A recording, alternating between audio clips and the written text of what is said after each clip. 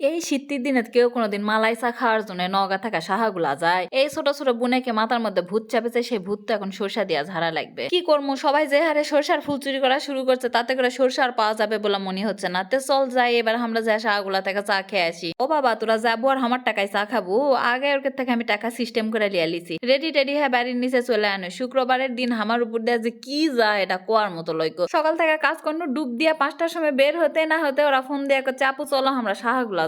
তাহলে চল যায়। আর সেদিন গার্লস স্কুলে গেছিল, ওই টিকিটটা এখনো জিম ওর পকেটের মধ্যে থিয়া দিছে। হাত উসুম করার জন্য পকেটের মধ্যে হাত দিয়ে চাপু টাকা পাসি কয়েক কাগজ বের করলো। হায় রে খোদা, গিয়ে আর কম দুঃখের কথা। মাঠকে মাঠ সরষার ফুল লাগাছে, সরষার ফুল দেখতে দেখতে যাচ্ছি, কিন্তু কবে যে সরষা হবে সেই সরষা দিয়ে এরকে ভূত তারামো। ওমা আস্তে আস্তে তার রাতই লেগে গেছে। আর একটা কথা তো তোমাকে আমি কইনি, বাড়ির নিচে আসতেই না আসতেই রিক্সাওয়ালা ভাই চাপু আপনার ভিডিও দেখি, চলেন কম ভাড়া দিয়ে নিনি হামাক লিয়া চলেন। ইনকা সুযোগ তার হাত ছাড়া করা যাবে না, ঝটপট চলে আনো আমরা ওই রিক্সাত করে শাহগুলা। ও বাপরে বাপ, দিনে দিনে কত কিছু আর দেখমু। শাহগুলা চায়ের জন্য বিখ্যাত ছিল, আমি তো এসে দেখি সব সি ফুডে ভরে গেছে। মিমক করছে না সিমটি দতো কক্সবাজার চলে আনো না তো। করছে হে সাপু তুমি কি কথা কন, আমরা শাহগুলা আলছি। তারপরে চায়ের ওলা খাবলা ম্যাবলা দেখে ভাবনু তাই তো আমরা তো শাহগুলা আলছি। এদিকে সকাল থেকে আমি কোনো কিছু খাইনি। শুক্রবারের দিন ওই যে দাসিগিরি করতে করতে তো আমার দিনের অর্ধেক চলে গেছে। তাই আগে আসা পিঠা খানো, পেট ভরানো। এটকার পিঠাগুলো এত সৎ, এতই সৎ, তোমরা যাই যে থেকে আসবেন দয়া করে পিঠাটা টেস্ট করবেন, বিশেষ করে নারকেল দেওয়ার ওই পুলি পিঠা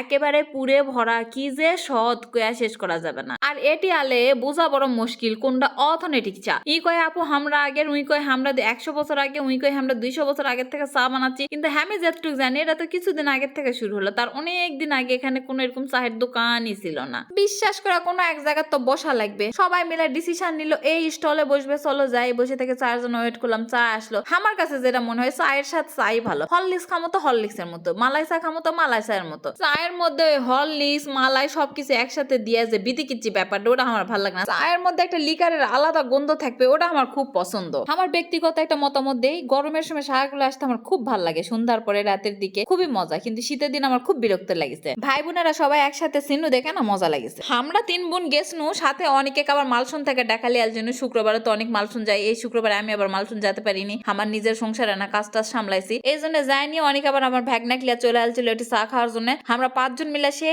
মজা করেছি। আবার রাত্রের বেলায় শীতের মধ্যে ক্যাপতে ক্যাপতে আসছি, বাবা কি যে বিরক্ত। চলে আনো বাড়িতে আসা কি আর পেট ভরেছে ওটি খেয়া দেয়, আবার কিছু একটা তো রান্না করে খাওয়া লাগবে। বাড়িতে এসে আবার পাঁপড় ভাজনো। আর এই যে 3টা মোবাইলে আমরা ভিডিও করি, সেটা ভিডিও বানানোর জন্য একজন আরেকজনের কাছ থেকে পার করে লিতে লিতে আমাকে 1 ঘন্টা চলে যায়। এর মধ্যে 3 বোনে বসে থেকে একটু বক বক বক বক বক বক করনু। আমার মা আবার ফোন দেখো যে কি তুই না এবারে, তাই মা মায়ের আদেশ তো পালন করাই লাগবে, তাই তাড়াতাড়ি করে আগে যায় জোজার দুধ দানার জন্য খাবারটা দিন, কারণ ওরকে জন্য আমার বড় টেনশন। এই জন্য আমি এখন রুমে মাত্রা কিনা টাইম টু টাইম খাবার দেওয়ার অভাবে, কারণ কখন আমি কোনটা যাই তার কোনো ঠিকানা নাই। এই তো চলে আসলাম আমার বাপের বাড়িতে, সে দেখি বাবা কোরআন পড়তেছে আর অনেক আমার জন্য এত এত এত খাবার রেডি করে রাখছে। পিঠা, ভাবা পিঠা, পুলি পিঠা, মিষ্টি এলা সব আমার বান্ধবী রাশেদ আবু পাঠা দিছে আমার জন্য। কতদিন ধরে আমার বন্ধু রুহুল আর রাশেদ দেখি না, কলজার মধ্যে ফাটা যায়, কিন্তু সময়ের অভাবে কারোর সাথে মিট করে পারি না। খাওয়া দাওয়ার কাজ সবকিছু শেষ টেস করে লিয়া একটু বাগান টাগান দেখছিলাম। আমার মা এই বাড়ির থাকে, আমার মায়ের কত হুঁশ শেষ হয়ে গেছে যে গাছগুলা পানির অভাবে মরা যাচ্ছে, হুঁশ নাই সেলা দেখার। যাক ওলা গাছের পানি টানি দিন।